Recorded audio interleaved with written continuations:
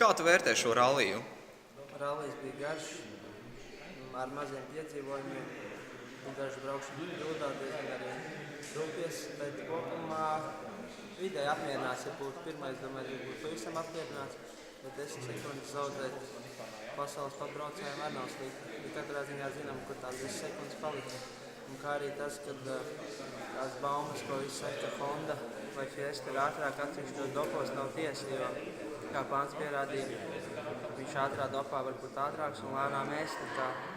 Es domāju, ir svarīgi sastūrēt pareizi, tad arī rezultāts ir. Kurā dienā bija vairāk piedzīvojumu? Pirmajā dienā vai otrajā dienā? Pirmajā, tāpēc, ka bija vairāk trampolīnu pilsētā, kā arī pār ceļam.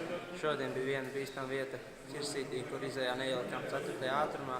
Un tad mazliet uz 2 ratiem mums pēc tam bija jābrauc daudz vēl kilometru un bija jāsavācās pēc iespējas ātrāk. Pēc jums Ķirsīts vēl palika savā vietā? Protams, tas bija pēc tam izējā citā nākošajā līkumā. Bet nekas traks tur nebija.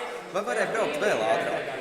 Es domāju, ka jā, tīri kaut kā tā pati bremzēšana. Zinām lietas, uz kurām jāstrādā, tāpēc es domāju, ka būs labi. Nākamajā rallijā vēl centīsies pielikt sev?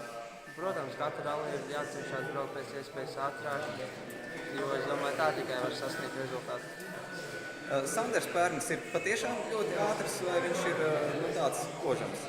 Viņš ir kožams un viņš arī ļoti ātrs. Es domāju, ka viņš ir precīzs un šodien paņēma ar to, ka viņam ir ļoti liela pieredze aizvadīt garas sacensības.